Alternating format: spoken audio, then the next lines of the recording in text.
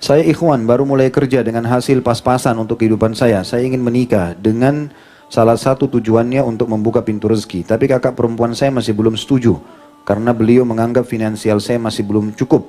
Di samping itu mungkin karena beliau juga belum menikah. Takut saya langkahi.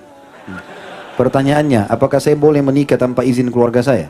Walau sebenarnya saya juga belum punya calon istri.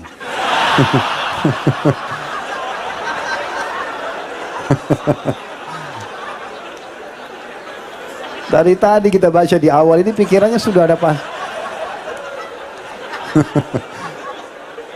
Baiklah, kita hargai niat yang baik. Daripada antum yang tidak ada niat sama sekali. Pertama sekali, saudarinya nggak punya hak menahan ini. Nggak ada hubungannya antara pernikahan antum dengan adik atau kakak perempuan antum. Nggak ada hubungannya. Kalau ibu mungkin masih bisa jadi pertimbangan. Oh, saudari kita tahan, tidak usah nikah dulu, belum ini, tidak usah pedulikan. Kebutuhan antum lihat, melangkah saja. Yang penting orang tua ridho. Itu berhubungan dengan masalah saudari, gitu kan? Jadi nggak ada hubungannya sama sekali dengan masalah dia menentukan atau tidak, gitu. Kalau masalah bolehkah menikah tanpa izin keluarga, boleh. Laki-laki tidak butuh wali. Antum beda sama perempuan, datang ke satu kampung, datang ke imam masjid, saya mau nikah, ditunjuk, menikah langsung, nggak ada masalah. Yang penting syarat-syarat pernikahan dipenuhi kan. Tetapi tata keramanya keluarga tahu ya. Apalagi kita harus iklankan, maka itu sangat baik kalau keluarga memang terlibat. Tapi khusus masalah apakah wajib izin atau tidak, tentu tidak ya. Tentu tidak. Dan saya sarankan tak apa-apa, bismillah melangkah saja ya. Dan menikah saya sudah bilang kalau pas-pasan menikah juga dengan wanita yang cukup dengan pas-pasan itu. Yang bedaknya 20.000 ya. Yang bisa makan nasi uduk satu bungkus itu. Kalau cari yang biasa di mall belanja 2 juta tiap bulan susah gitu kan. Akhirnya kita utang sana sini. Jika istri pergi dari rumah, la haula wala quwata illa billah. Jika istri pergi dari rumah, gimana sikap saya? Istri saya sudah pergi 2 minggu. Istri saya sudah mengenal sunnah. Istri saya sering ikut kajian ustadz. Istri saya orang yang keras kepala. Saya sudah cari kemana-mana, termasuk ke tempat mertua di Palembang. Istri saya namanya, tidak usah disebut namanya ya. Apa yang harus saya lakukan ustadz? Yang pertama, antum istighfar kepada Allah SWT. Muhasabah dulu. Mungkin ada dosa yang antum lakukan. Ya. Jadikan sebagai bahan muhasabah. Karena sebagian ulama salaf mengatakan, ini sebagian mereka mengatakan, saya mengetahui saya punya dosa kalau saya melihat perubahan terjadi pada istri saya. Disebutkan secara khusus istri. Tunggangan saya, bahkan tikus yang masuk ke dalam rumah saya. Mereka anggap itu sebagai peringatan dari Allah. Jadi tidak ada salahnya, antum istighfar kepada Allah SWT. Mungkin ada sesuatu salah antum tidak tahu. Dari makanan haram atau yang lainnya. Yang pertama. Yang kedua, tidak usah berhenti mencari dan berdoa, ikhtiar. Libatkan keluarga-keluarga, sampaikan pesan.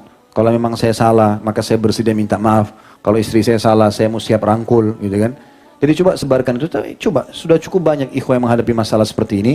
Tapi akhirnya alhamdulillah dengan kesabaran dia, ketabahan dia, dengan dia muhasabah, maka Allah SWT mudahkan dia bisa menemukan. Walladina jahadu fina lanahdiyannahum subulana, kata Allah. Orang yang berusaha untuk mencari, menempuh jalan-jalan menuju jalan kami akan mudahkan jalan-jalan kami. Di antaranya adalah orang ingin memperbaiki hubungan rumah tangganya. Insya Allah Allah kasih dia jalan keluar ya. Ini juga bahayanya teman-teman sekalian ya. Kalau misalnya antum yang bertanya ini tidak sampai pada tingkat memang menjadi penyebab istri pergi, maka berarti penyebabnya dari istri. Ini biasanya orang ketiga. Makanya saya ingatkan hati-hati teman-teman dengan medsos ini ya. Dengan Instagram, dengan Facebook, ya alasan ta'aruf, ya pasang foto. Bahkan saya dengar ada kalimat-kalimat yang tidak baik ini, tidak boleh ada. Ada sebagian akhwat kita, ya pada saat itu disampaikan, ini istri saya sempat bicara dan mengatakan, ada di antara akhwat yang mengatakan dia sudah harus punya kenalan ikhwah lain, walaupun ada suaminya, cadangan. Kalau cerai sama suaminya ada yang siap menggantikan. Ini haram dalam Islam. Bagaimana cara? Nggak boleh ini. Itu urusan nanti. Kalau tidak. Kan gitu. Akhirnya nanti terbuka komunikasi tidak sehat dengan laki-laki itu, keluarlah syaitan menunggangi lisan dia dengan kalimat-kalimat yang mungkin suaminya tidak pernah ucapkan, maka dianggap laki-laki ini lebih baik. Terjadi perceraian. Tidak boleh ini semua, ya. Kayak harusnya dijaga. Allah alam, yang saya tahu, insya Allah dengan antum bersabar, berusaha, Allah SWT akan mudahkan nanti. Apakah memakai baju pemberian istri yang sudah meninggal dunia, pahalanya akan mengalir atau amal jariah untuknya? Dalam kurung baju koko yang dipakai untuk sholat. Ya, insya Allah. Ya, insya Allah. Ini termasuk suami yang masya Allah nih, ya. Masih mau mengenang istrinya walaupun sudah meninggal. Dan itu termasuk contoh dari Nabi SAW. Ya, beliau seringkali mengenang apapun yang berhubungan dengan Khadijah radhiyallahu anha. Dan ini menandakan cinta yang baik, ya, yang positif. Insya Allah bisa menjadi amal jariah itu. Dan bagi akhwat yang menikah dengan duda atau menghadapi poligami harus siap masalah itu, ya. Tidak boleh ukhti menikah sama seorang duda lalu kemudian merasa cemburu kalau seandainya dia menceritakan tentang kondisi istrinya yang dulu. Gak ada masalah, dengarkan saja. Bilang, insya Allah bantu saya supaya saya bisa jadi lebih baik, ya. Mungkin saya bisa menjadi seperti dia atau saya bisa lebih baik. Itu yang dilakukan. Jangan malah ribut gara-gara masalah itu, ya. Tidak boleh sama sekali, ya. Insya Allah tahun depan anak ingin menikah dengan akhwat yang baru mengaji. Dia mengenal sunnah. Apa saran Ustaz agar anak dapat membimbing supaya calon anak istiqamah mengikuti sunnah? Komitmen aja sama-sama teman-teman sekalian, ya. Kalau saya sarankan majelis ilmu tidak boleh ditinggalkan. Setelah menikah tetap ada jadwal sama-sama menuntut ilmu, ya, mendengarkan ilmu, jadwalkan setiap hari, buat simbol tidak ada hari tanpa ilmu. Kemudian juga sama-sama menjalankan kewajiban-kewajiban dalam rumah tangga, ya, supaya bisa saling mengerti. 11 poin tadi yang saya jelaskan sebenarnya secara umum, itu insya Allah coba diterapkan. Biidznillah akan langgeng rumah tangganya. Saya dan istri sama-sama bekerja. Gaji istri saya lebih besar daripada saya. Jadi segala kebutuhan rumah tangga kami bagi dua. Hal ini sudah kami bicarakan sebelum kami menikah. Bagaimana hukumnya, Pak Ustaz? Saya selalu berdoa kepada Allah agar saya diberikan rezeki tambahan oleh Allah agar dapat menafkahi istri saya sepenuhnya dengan layak. Mohon doanya juga Ustaz, saat ini istri saya sedang mengandung usia 3 bulan setelah 3 tahun menikah. Semoga kelak anak kami dapat menjadi anak soleh dan soleha dan dapat menjadi penyejuk hati kami berdua. Insya Allah apa yang diniatkan Allah kabulkan biidznillah, dan semua muslimin dan muslimah juga yang punya hajat Allah subhanahu wa ta'ala penuhi selama itu kebaikan dan diridhoi oleh Allah subhanahu wa ta'ala. Kalau masalah kesepakatan, kalau sudah terjadi pembicaraan antara suami istri dan istri bersedia untuk terlibat dalam masalah nafkah rumah, nggak ada masalah. Yang penting bukan antum paksakan itu, bukan antum haruskan, antum mengatakan ini kebutuhan rumah 3 juta, gaji kamu kan 2 juta, kamu serahkan 2 juta semuanya, saya tambah 1 jutanya. Ini nggak boleh. Kalau dia ikrah, dia terpaksa, nggak boleh. Itu sama dengan antum mengambil harta secara batil. Nggak boleh. Allah mengatakan, wala taqulu amwalakum bainakum bil batil. Tidak boleh kalian memakan harta kalian atau di antara kalian dengan cara batil. Maksudnya tidak dengan hak, ya. Tapi kalau dia ridho, dia mau, ya. Apalagi dia mengatakan sudah, tidak usah saya dikasih nafkah, saya udah punya gaji, maka itu tidak ada masalah. Insya Allah tuh asal sama-sama ridho nggak ada masalah. Apakah boleh jika seseorang menikah adik istri yang sudah meninggal? Semoga Allah SWT meridai Ustadz dan ikhwah sekalian. Ya, semoga Allah memudahkan urusan ikhwah di sini. Boleh, kalau bukan poligami, ya. Boleh nggak kalau istri meninggal lalu kita menikahi kakak atau adiknya istri? Boleh, asal istri kita sudah cerai atau meninggal dunia. Tapi kalau disatukan dalam poligami nggak boleh. Allah katakan dalam Al-Quran masalah itu.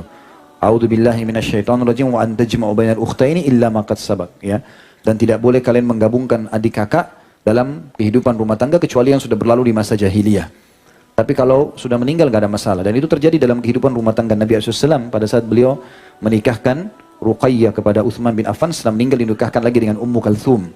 Ya, makanya Utsman bin Affan dapat julukan Dzun Nurain, orang yang memiliki 2 cahaya karena menikahi 2 anak Nabi alaihissalatu wassalam. Bagaimana jika akhwat incaran hobi dengan K-pop dan Korea-Koreaan? Bagaimana cara menasehatinya? Sedangkan dia belum menjadi tanggung jawab dan muhrim saya. Kenapa antum harus nikah dengan begini? K-pop dan segala. Hah? Cari yang muslimah, ya muslimah. Ikut Korea kenapa? Untuk apa ini? Ya. Jadi tidak usah jadikan incaran begitu. Yang incaran ini teman-teman, orang menikah bukan hanya sekedar teman, ya. Bukan hanya sekedar menjadi pacar yang halal, dia memang akan jadi ibu anak-anak kita, akan jadi kadang-kadang di satu sisi dia bisa menjadi teman, sahabat bertanya, bisa menjadi tempat untuk berbicara, tempat teman untuk berbicara, bisa segala macam, fungsinya banyak sekali istri itu. Jadi bukan hanya sekedar istri menikah kemudian hanya dinikmati dari sisi biologis, bukannya itu, terlalu sempit kalau rumah tangga seperti itu. Makanya teman-teman harus wanita yang dewasa, yang bijaksana, ya, yang sudah siap untuk menjadi istri. Kalau antum menghabiskan waktu hanya untuk mengurus dia dengan kekanak-kanakannya, dengan pergaulannya, ini habis waktu untuk apa? Apalagi teman-teman yang pekerja keras, Masya Allah sudah kerja di Jakarta, butuh istri yang sudah mapan, yang siap untuk masak. Kita pulang ke rumah, rumah sudah siap, dia juga sudah siap, bukan lagi baru dipandu ya. Maka ini poin yang harus dijadikan sebagai bahan pertimbangan. Allah alam, yang saya tahu begitu. Bahkan saya tahu seorang ikhwah, dia mengatakan, Ustaz, saya salah nggak? Kalau saya S1, saya ingin cari istri saya yang S2. Kalau saya S2, saya ingin cari yang S3. Saya tanya kenapa? Karena saya ingin seorang istri, Ustaz, yang sudah siap untuk melayani saya di rumah. Saya bilang nggak salah. Bisa saja. Karena memang ada orang tidak mampu, teman-teman, mengurus anak yang masih 17 tahun, 15 tahun, 18 tahun, sibuk. Ya, kita pulang bukannya siap makanan malah minta permen. Ya. Malah minta ini dan itu. Akhirnya tidak, rumah berantakan, tidak diurus. Nah, itu bukan itu yang diharapkan dalam rumah tangga. Diharapkan orang yang sangat mapan. Makanya perlu tahu keluarganya, perlu berbicara sama keluarganya, ya, sampai di mana pendidikan rumah tangga itu yang sudah diajarkan oleh orang tuanya. Ada orang tua Masya Allah bijak, anak-anaknya dari kecil sudah dilibatkan di dapur, anak perempuannya sudah dilibatkan dalam membersihkan rumah, dilibatkan untuk menjaga adik-adik yang kecil, jadi dia sudah terbiasa. Ada tidak sama sekali, ya. Ada sebagian ikhwah menikah dengan seorang akhwat yang Masya Allah di pengajian jilbabnya besar segala macam, begitu memang dia kaget. Jadi tidak tahu masak, tidak tahu buat masak nasi, nggak tahu. Gitu. Gimana caranya? Harus suaminya yang ajarin. Apalagi kalau goreng, apalagi kalau ini, belum pakaian, harus minta sama orang tuanya terus. Orang tuanya yang cuciin bajunya, orang tuanya segala macam. Ini tidak mendidik. Sehingga akhirnya tidak mapan, gitu kan. Kita butuh rumah tangga, teman-teman, orang yang sudah mapan. Ambil ilmu itu penting. Betul bagi yang belum menikah. Orang-orang yang mau dinikahi itu harus yang sudah siap menjadi istri.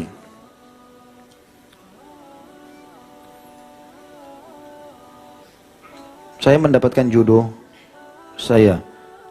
Dua dan ikhtiar sudah saya apa ini?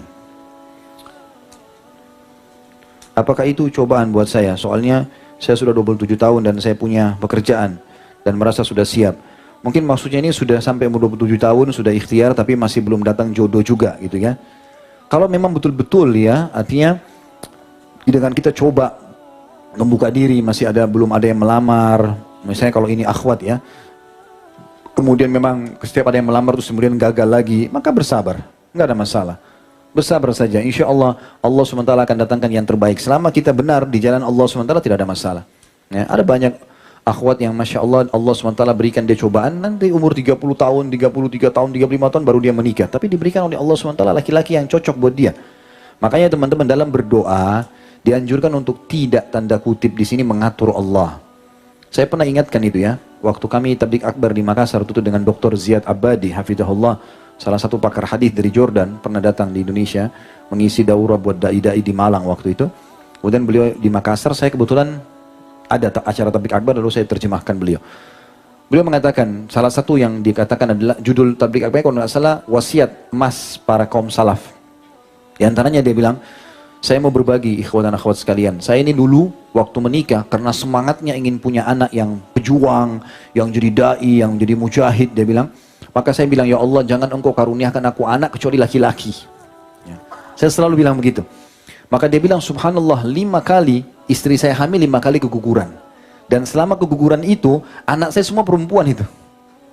Karena dia minta kepada Allah SWT, jangan kasih anak kecuali laki-laki. Jadi 5 kali gugur terus. Sementara itu anak perempuan yang Allah kasih. Gitu. Dia bilang, lalu kemudian saya temui guru saya, kebetulan beliau muridnya Syekh Albani, rahimahullah. Maka dia bilang, saya tanya sama Syekh Albani, Syekh, tolong nasihatin saya, doakan saya supaya saya dikasih anak. Maka Syekh mendoakan, semoga Allah karuniakan kau anak yang saleh, laki-laki atau perempuan. Gitu kan? Padahal Syekh tidak tahu permasalahan dia bilang, tidak tahu kalau istri saya sudah keguguran sampai 5 kali. Maka saya pun berdoa seperti apa yang guru saya berdoa, ya Allah karuniakanlah saya anak yang saleh atau saleha. Maka setelah itu lahirlah anak. Saya kebetulan pernah datang ke Jordan, ke rumah beliau di Amman, diundang makan waktu itu sebelum masuk ke Palestina. Maka pada saat itu makan di rumah dilihatin sama dia, ini Khalid anak-anak saya, anak laki-lakinya ada berapa, 3 orang atau 4 orang, ada anak perempuannya, tapi anak perempuan karena sudah dewasa di dalam. Dia bilang, alhamdulillah saya sekarang punya anak 6 atau 7, anak dia laki-laki dan perempuan, ya, selang-seling satu sama yang lain. Dia bilang, setelah saya berdoa begitu, alhamdulillah istri saya hamil, melahirkan normal semuanya, dan sampai sekarang semuanya sehat, gitu kan. Artinya teman-teman, minta kepada Allah Subhanahu wa taala secara umum. Ya Allah karuniakan saya pasangan yang saleh dan salihah. Tidak usah sebutkan kriterianya. Ya Allah saya mau yang tinggi, yang putih, yang begini dari keturunan ini.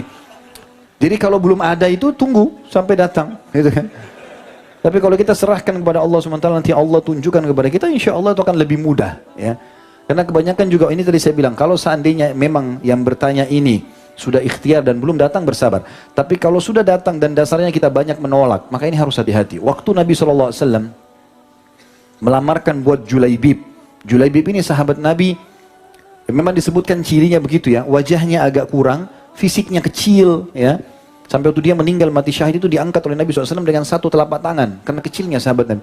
Nabi SAW sayang sekali sama Julaibib. Sampai beliau mengatakan, Julaibib bagian dari aku bagian dari Julaibib ini. Waktu mati syahid. Dan memang betul-betul walaupun badannya kecil tapi imannya kekar. Dia waktu ditemukan di perang Uhud meninggal, itu ada 6 atau 7 orang kafir mati di sekitar dia, dibunuh oleh dia.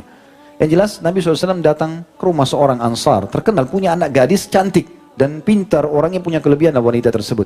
Lalu Nabi SAW mengatakan setelah salam, saya punya hajat dengan anak perempuan kalian. Artinya seperti Nabi mau lamar. Tiba-tiba mereka sangat senang mengatakan, kalau untuk anda ya Rasulullah, silahkan. Jadi setiap saat kami bisa menerima lamaran itu. Kata Nabi SAW, bukan buat saya, tapi untuk Julaibib. Gitu kan? Maka kata mereka, kalau Julaibib, kami pertimbangkan ya Rasulullah. Gitu. Karena memang Julaibib dikenal orangnya, fisiknya kurang, paras wajahnya kurang, gitu loh. Tapi hikmahnya luar biasa. Ternyata anak perempuan ini orang beriman kepada Allah. Lalu dia, kata Nabi SAW, cobalah tanya anak kalian. Maka mereka tanyalah, ditanyakan. Lalu kata perempuan tersebut tiba-tiba membuat kaget orang tuanya, jangan tolak lamaran Nabi SAW untukku. Maka diterimalah lamaran Julaibib dan akhirnya perempuan itu menceritakan, setelah itu betul Allah memberikan ya taufik, kemuliaan dengan Julaibib ini. Dan dia mati syahid, pasti dia masuk surga gitu kan. Itu juga dengan kasus waktu menikahnya Zainab binti Jahash dengan Zaid bin Harithah, walaupun nanti cerai. Tapi Nabi SAW yang memberikan pilihan, menikahnya Bilal dengan wanita-wanita mulia dari Ansar. Itu semua pilihan Nabi SAW. Artinya, kalau telah datang teman-teman, bukan cuma sekedar fisik jadi tolok ukur, tapi minta petunjuk kepada Allah Subhanahu Wa Taala. Mungkin menurut kita tidak baik, tapi menurut Allah Subhanahu Wa Taala baik. Mungkin itu yang terbaik buat kita, gitu kan? Kalau kita tulus menerima hukum Allah Subhanahu Wa Taala, maka Allah akan bisa ubah keadaan-keadaan mungkin di mata orang biasa, tapi di mata kita punya kelebihan. Wa asa an tuhibbu syai'an wa huwa syarrun lakum. Mungkin kalian suka sesuatu tapi itu buruk buat kalian. Wa asa an takrahu syai'an wa huwa khairun lakum. Atau kadang-kadang kalian membenci sesuatu tapi itu lebih baik buat kalian. Wallahu ya'lamu wa antum la ta'lamun. Allah lebih tahu dan kalian tidak tahu masalah itu. Jadi mungkin Allah alam saran saya untuk penanya seperti itu. Mudah-mudahan bisa difahami masalah ini.